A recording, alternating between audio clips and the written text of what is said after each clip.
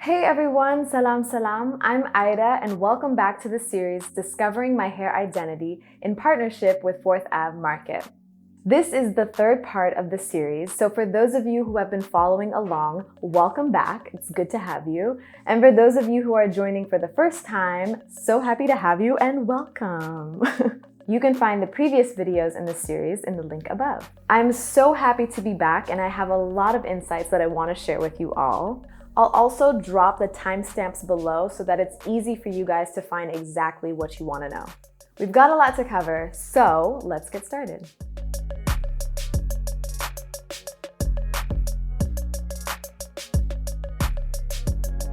So before we get into today's topic, I just want to do a quick recap of the last video. So in the last video, we figured out what our hair type was using that amazing hair type equation that was based on 4 components: curl pattern, porosity, density, and width. So today is all about figuring out the right ingredients that are compatible with our hair type using the results from our equation.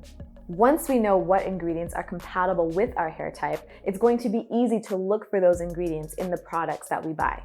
So before we get started on today's video, I just give a quick little shout out on my hairstyle that I'm rocking.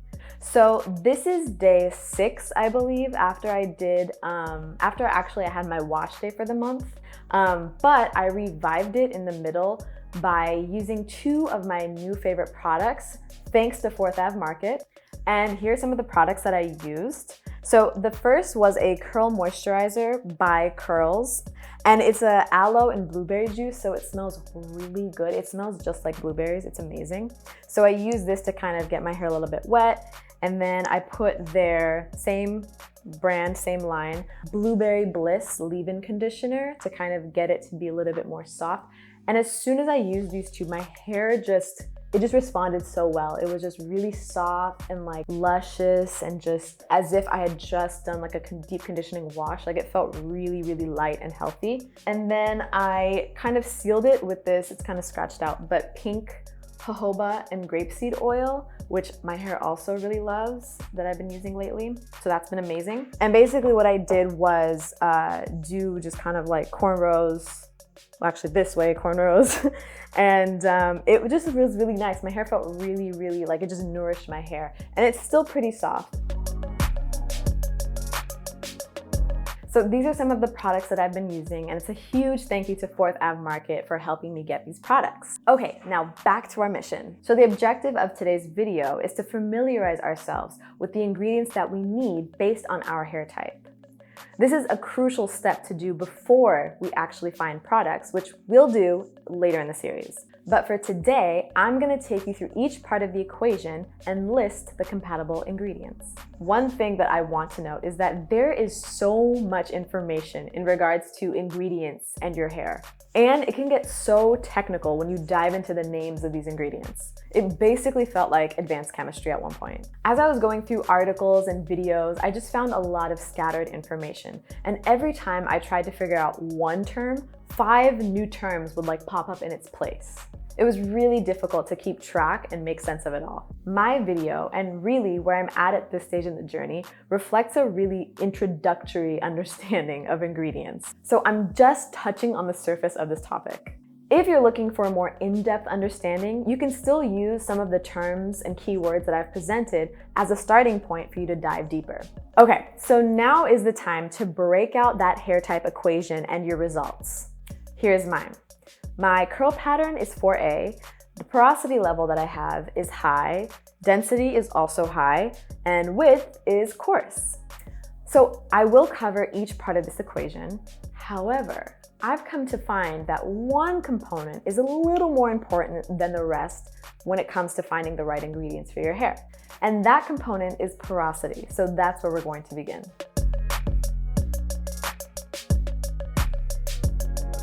So if you remember from the last video, porosity means how well your hair can absorb and retain moisture.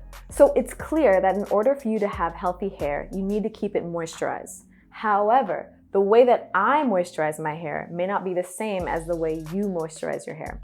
Whatever it may be, knowing your hair porosity is probably the best place to start when looking for the right ingredients. So let's start with low porosity. So again, low porosity means that moisture has a difficult time penetrating the hair cuticles because the cuticles are so close together. So the main thing to keep in mind when thinking about moisturizing low porosity is not to put a lot of product, but it's about putting the right product. So the first thing that you may want to consider if you have low porosity is an ingredient called a humectant. A humectant promotes moisture retention by drawing in all the water molecules from your environment to your hair. In other words, humectants love water.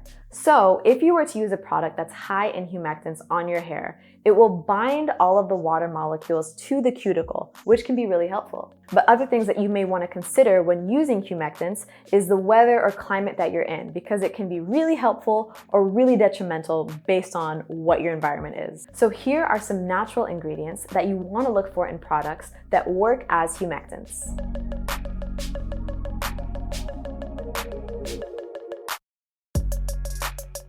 The next important thing to consider for low porosity hair is using water-based moisturizers. Product buildup can easily happen with low porosity hair, so having a water-based moisturizer can ensure that the cuticle receives moisture and you can avoid product buildup. Lastly, it's best to use lighter oils to seal in moisture for low porosity hair. Heavier oils can cause a lot of buildup and essentially just sit on top of low porosity hair. So here are some great light oils to use for low porosity hair.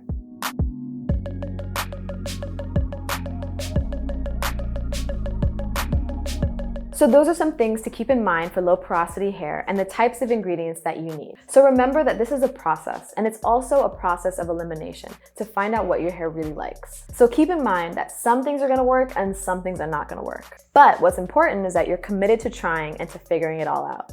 And with each step, you're getting closer. Now for high porosity. So remember that high porosity hair means that moisture can easily be absorbed into the hair cuticle, but because the cuticles are wider apart, moisture can also easily be released. One of the main things that I understood high porosity hair needs is protein. When you think of a hair strand that is high porosity, basically the cuticles are lifted, which allows for water to come in and leave. So what protein does is strengthen that porous strand of hair and essentially flatten down the cuticles so that moisture can be sealed in. So protein is very important for high porosity hair. So here are some ingredients that you should look out for to help build protein.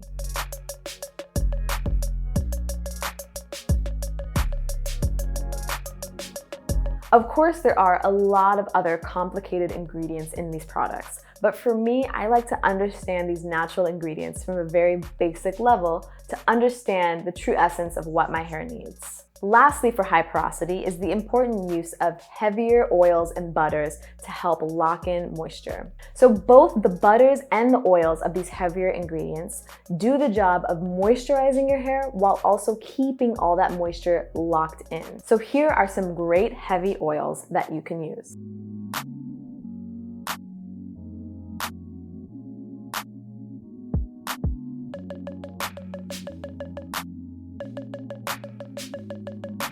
Of course, there are a lot more butters and oils to mention, but I'm mentioning the ones that I'm more familiar with and that commonly appear in products. So, as you can see, our porosity level is a great place to start to understand the types of ingredients that are compatible with our hair.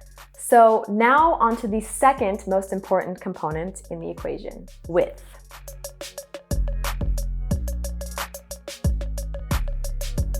So after porosity, width is another important factor in determining what ingredients are compatible with your hair. So if you remember from the last video, width is the circumference of an individual strand of hair that tells you whether your hair is fine or coarse. So let's start with fine hair. So again, fine hair is when the strands on your head are very fine and light. The main thing that you want to keep in mind is using lighter products all around.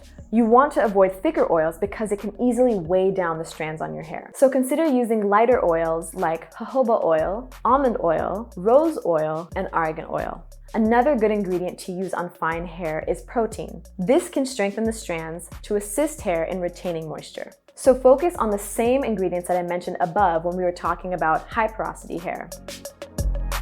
Okay, so now for coarse hair. So as you may remember, coarse hair refers to an individual strand that's really thick in its width or circumference. So an important thing to keep in mind for coarse hair is the importance of deep conditioning and just conditioning in general. It's very important for coarse hair as it tends to dry out very easily. So consider using conditioning products with these ingredients.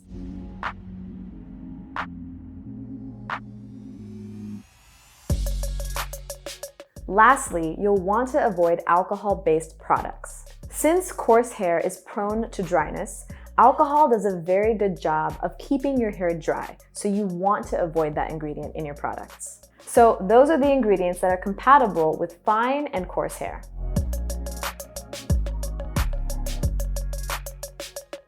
So if you remember, curl pattern tells us our curl type based on the shape of an individual curl. And again, it ranges from type 1 to type 4, but for this series, we're only focusing on types 2 through 4. So from the research that I've gathered, your curl type is not a strong determining factor in trying to find ingredients that are compatible with your hair. But there are still some general tips that I can share based on each curl type category, so let's talk about them. For type 2, which is wavy hair, it's important to use lighter products all around so it doesn't weigh down your hair or flatten your curl. And make sure when you use oil, you use a small amount because it's easy to get type 2 wavy hair really greasy. For type 3 hair, your strands can be prone to dryness, so it's important to seal in moisture with lighter to medium oils. For type 4 hair, which is my category, our hair is also prone to dryness, so we want to use thicker oils and butters to lock that moisture in our hair. So those were some very general tips based on our hair type categories. Like I mentioned earlier, it is not a huge determining factor in understanding the types of ingredients that we need. But also, and I can't stress this enough, it comes down to how your hair behaves to the ingredients that you put into it. So it's a game of balance and experimentation to find out what you need.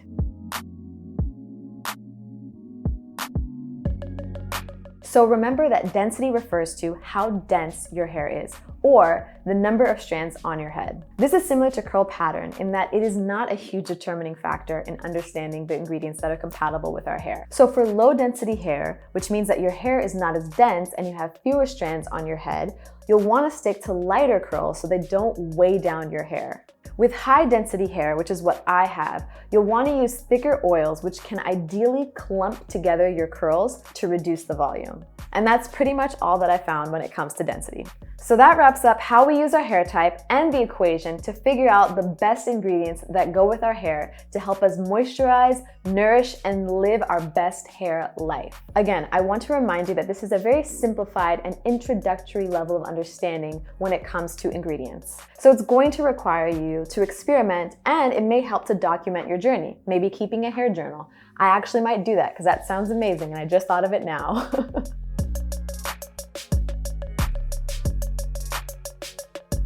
So now that I've mentioned ingredients that are helpful, I also want to mention ingredients to be aware of.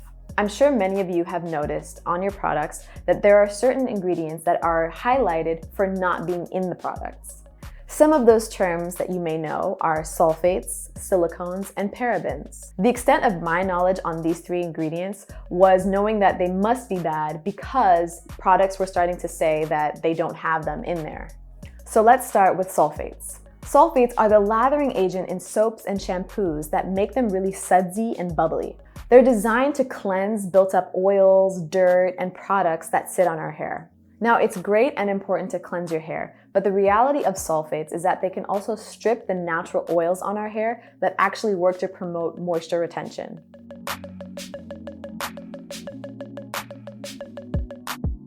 So silicones are added to products to add moisture to your hair, and they also help to seal in moisture by creating an impenetrable seal. Silicones are also what creates slip in your hair so that it's easy for you to detangle and can also prevent frizz. Now, as I was researching, this was a debatable ingredient because there are good silicones and there are bad silicones. However, silicones can create a lot of buildup because they're not water soluble. So the only way you can remove silicones from your hair is by using sulfates. So it's a little bit of a catch-22. So the last ingredient that I'm going to mention are parabens. So parabens are the ingredients that are used in a lot of beauty and hair care products that work as a preservative to prevent mold or bacteria from developing in products. So it serves an important purpose, obviously, because we don't want our products to get moldy or have bacteria developing in them.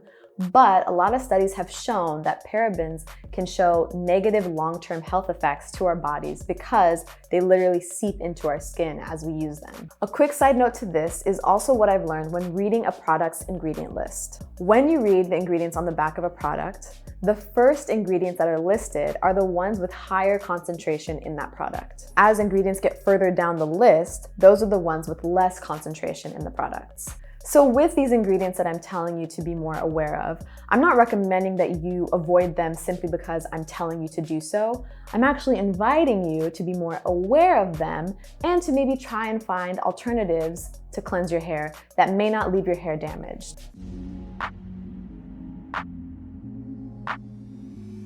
Okay, so that concludes our video for finding the right ingredients for our hair.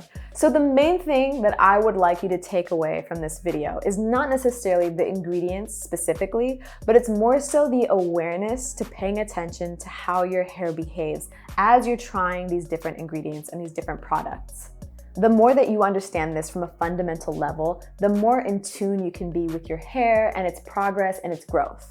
I also want to give a very important shout out and thank you to all of the Black women who have put together videos, articles that have documented their stories and who have done the extensive research in understanding our hair and its beauty and its complexity. It's a beautiful way of promoting self-care within our community. So thank you to all of the Black female bloggers and YouTubers for laying down the foundation. And a big thank you to Ave Market for partnering with me on this series. And make sure to visit their website, avemarket.com, because they have all of the products that you need. They are the largest Black-owned online store for beauty and hair care products, and you can receive 15% off your next purchase using my code. Thank you guys so much for watching. Stay tuned because the next video is all about finding and building your hair care routine.